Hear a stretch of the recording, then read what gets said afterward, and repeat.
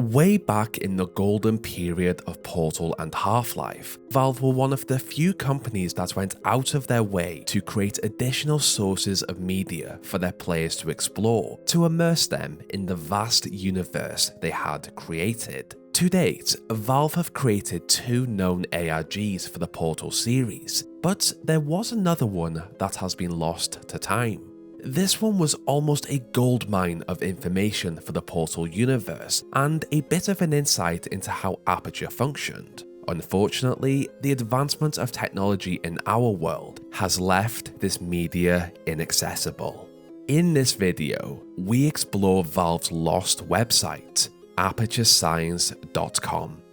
On October 10th, 2007, Portal was released, a groundbreaking game that would become one of Valve's most iconic properties. The game essentially had the player explore a seemingly abandoned science facility with the use of a portal gun to solve puzzles. Upon exploration of the test chambers, the player discovered dens with murals and ramblings, which gave them the impression that something was off. As we know, the sentient robot, GLaDOS, had murdered the entire facility with neurotoxin, which in turn led us to play as Chell in the hopes to take down GLaDOS and escape the Aperture Science facility.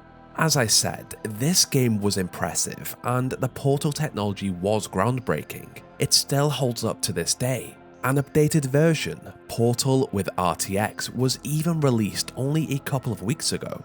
For the fans who wanted to explore the game even more, they dug a little deeper on the internet and some discovered that the fictional Aperture Science company had a very real website, ApertureScience.com. ApertureLaboratories.com also worked. Although launched in 2006, most players discovered the website after the release of the game. Upon access to the site, 2 things greeted the player. The first, a command line with a blinking green square, and below, a flash file of a video. It appeared that this website was designed to come across as an employee and applicant online portal for the fictional company to log into. I guess this is canon to the universe. It depends on your interpretation, but that is how I see it. We'll start with the video file. In the bottom right, it tells us that this is a video feed from Holiday Vault 07. The 07 clearly a reference to 2007, which is when this version of the website was accessible.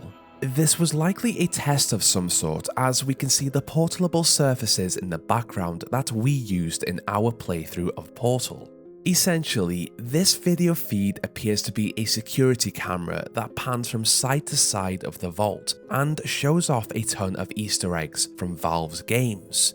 We have supply crates from Half-Life 2, a sentry turret, the cake, a companion cube wearing a Santa hat, 3 stockings over the fire, each stocking displaying a logo from the orange box, Half-Life, Portal and Team Fortress. Below them is Gordon's crowbar. Above the fireplace is our favourite gnome, Gnome Chomsky, and at the side of him is a sign from the test chamber, but it has been Santified. Moving towards the tree, we have presents and the characters from Team Fortress 2 hanging as ornaments. At the end of the loop of the video, the words "Happy Holiday Name Here" are shown. As all of this happens, a choir performs a festive version of Portal's iconic ending track, Still Alive. It is very festive and a nice reward for players that showed the initiative to do some extra research into Portal after they finished it. There is also another version of this video that has Gnome Chomsky move from the fireplace and look directly into the camera. It was random which version the user received, but once again, it was another nice Easter egg. For a standard fan, I guess this would have been a neat reward for them, and after watching this video, they would have closed the website and moved on with their day. But for the more inquisitive fans, they experimented with the command line. Although the website did not give the player the command prompts they needed to explore the system, it did help them if they got close. The command, help, did not help the user as it usually would. Instead, it offered to send the crisis team. This made sense if the website was for Aperture employees or applicants to access the system. The team would have presumably been sent somewhere in Aperture that required their assistance. To log on and access the rest of the system, the player could use the logon, login, or user commands. For this, any username could be used as long as it was more than 2 characters.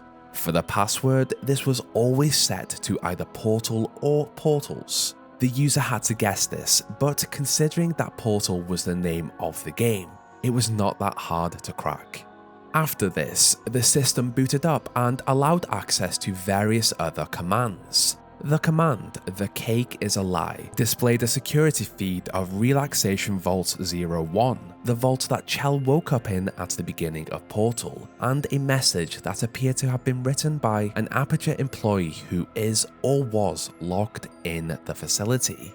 This was likely Doug Ratman, a survivor of GLaDOS's Purge and a main character of the Labrat Portal 2 companion comic. When was the last time you left the building? Has anyone left the building lately? I don't know why we're in lockdown. I don't know who's in charge. I did find out a few things, like these terminals don't have to tap out one character at a time, and while we're all working on 20-year-old equipment, somehow they can afford an enrichment center. Check out this security feed. Whatever the hell a relaxation vault is, it doesn't have any doors. I don't think going home is part of our job description anymore. If a supervisor walks by, press return. If this was Doug, then the timeline and his story have been retconned since, or if it was another employee, then it was one we have not been told about. Regardless, they appeared confused about why the facility had been locked down. Having logged into the system, typing help now gave a list of commands: append, attrib, copy, format, erase, and rename. But if used, they all returned with the same error message. Error 15, disk is write protected. Typing dir, catalog, directory, list, ls, or cat gave the user access to whatever was available on this disk. And here, we discover one of the most interesting parts of this system: apply.exe. Apply.exe was accessed by typing apply into the command line, and this pulled up the application form to be a test subject in the Aperture Science Enrichment Center. This test consisted of 50 pages of questions. These questions range from simple ones like, if given a choice, what would you like to be called? Which of the following best describes your pain? Nondescript, shooting, stabbing, burning, prickly, aching, sharp, or dull, to more elaborate questions. Sally, Dwayne, Anthony, David, and Franklin are collectively exactly 10 years apart in age. Sally is 2 years older than David. David's favourite letter is G. Anthony's favourite letter is also G, but Dwayne has no preference, insisting that he likes all the letters equally except for S. What is Franklin's favourite letter? The answer for this question ranged from A to Z. I have no idea what the answer was. Pick your favourite type of cake. Here, 6 different types of cake were listed. Black Forest, the cake used in Portal, was listed as number 7. The answer is clearly 13, cheesecake. That's the best cake. And my favourite question is question 35. If you disappeared tomorrow, would anyone miss you? Yes or no? This question really showcased Aperture's unethical testing procedures and generally how sinister they were. Upon completion of this very large test, the user was given a congratulations and was told to enter their assigned unique identity number, which was displayed at the beginning of the test. Regardless of whether the user typed in the number given to them or if they guessed, the system always stated that the number did not match their assigned unique identity number, and a computer-aided enrichment crisis team was sent to follow up on this matter. This test really was one of the most interesting parts of this system, and I have linked a page to all of the questions in the description for you to explore them too.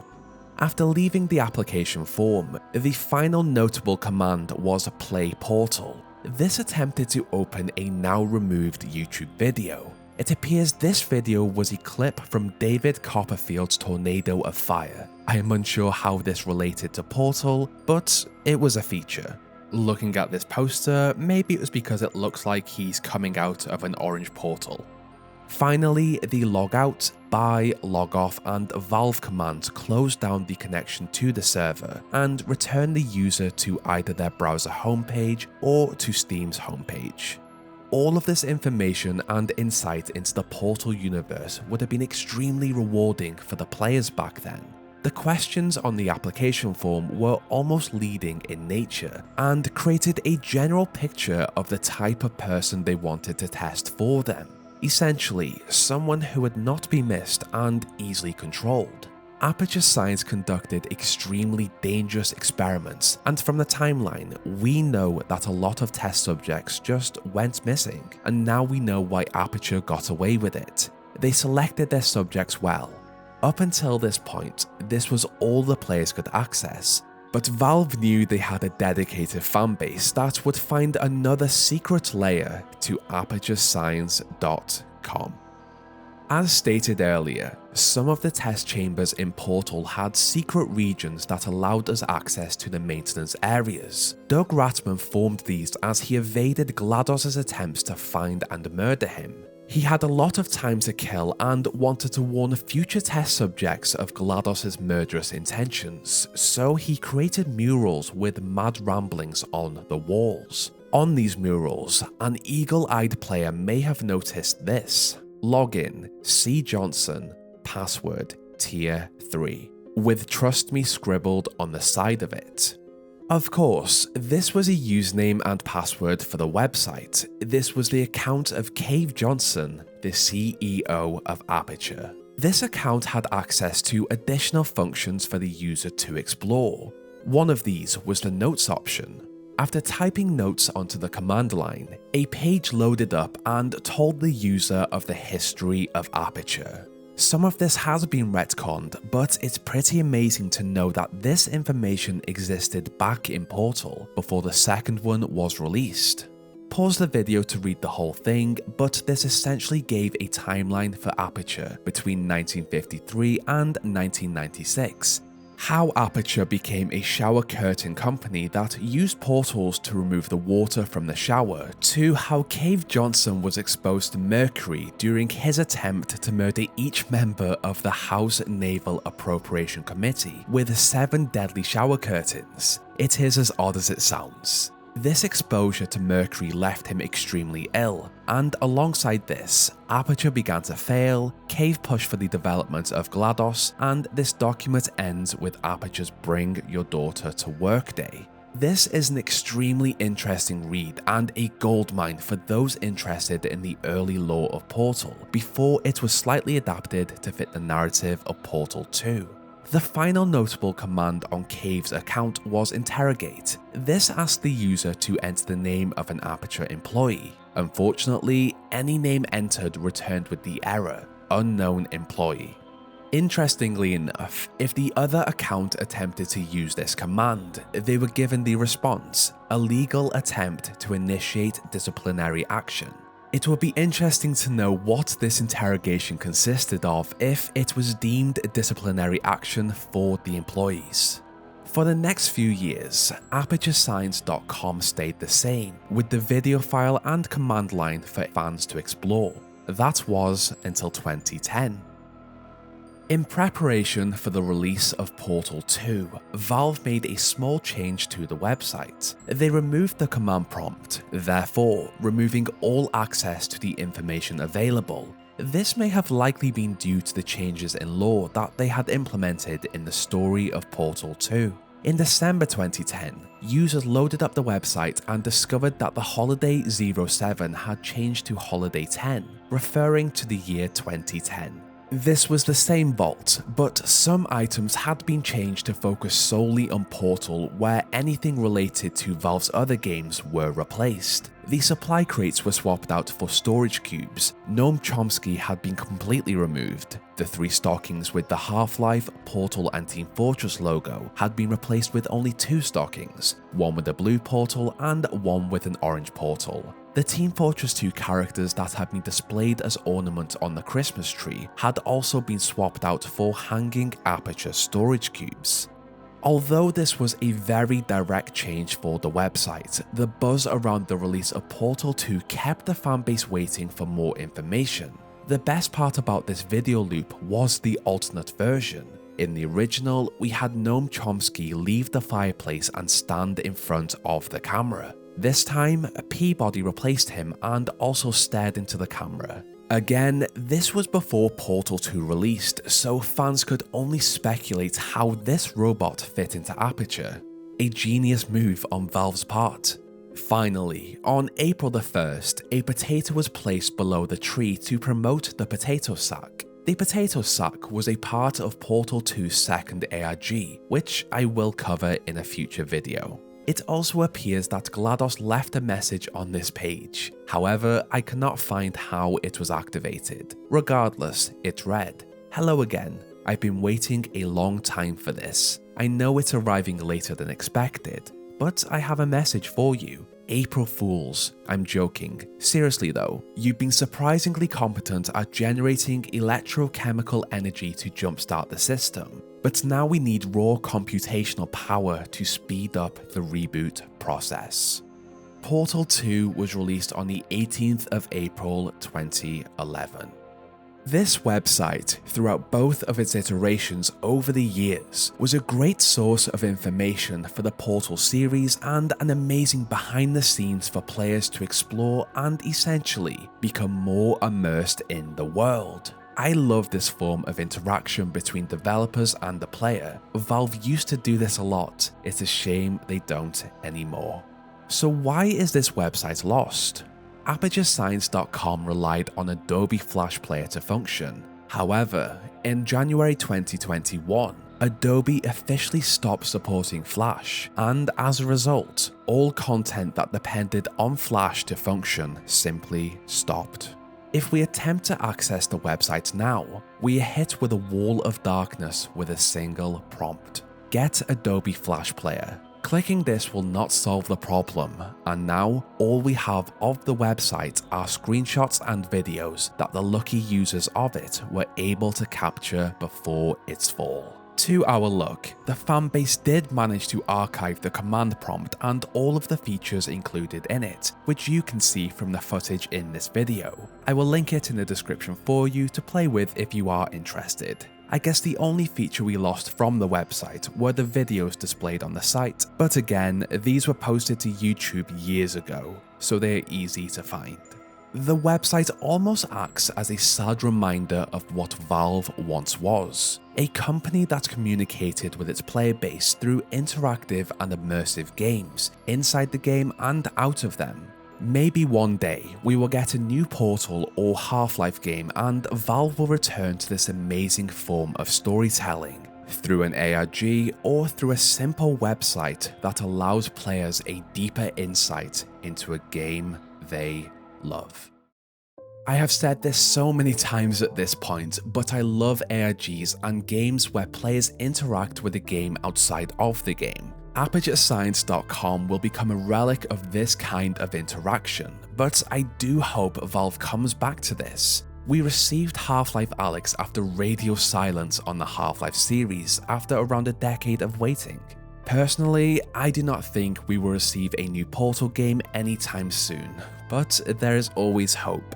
With the release of Portal RTX, the Portal community feels more alive than ever. Whether this is down to a negative view of the update or to a genuine new audience discovering Portal for the first time, it is just good to see more interest in one of my favourite series. As the holiday season is here, I really wanted to post something festive. The Portal and Half-Life universe is an extremely dark place, so I think I was lucky when I stumbled upon this. This will also be the last video of this year as I'll be visiting some family for a well-needed break. So enjoy your celebrations, and I'll see you next year for more lore from new games I have already started looking at. If you have made it this far, thank you so much for watching, I do appreciate it. I think that was everything I wanted to say, so please share it, please like it. Subscribe if you are interested in deeper dives into specific topics, which I also cover on the channel, and leave a comment for the algorithm, it would help a lot. Finally, I'd like to thank my gold tier patrons and channel members: Jonas, Lewis, Queen Arby, Fluffy the Dragon, Chicken Guy 791, Ruben Mendoza, Mosfelit, Montana Tusker, Laza Lowell, Duke, Toadnut, Oren X, and Noah. What did you think of this lore? Were you lucky enough to access this website before it was lost? And would you like me to cover more content like this? Let me know in the comments below. This is where our story ends. Check back next year for a new one.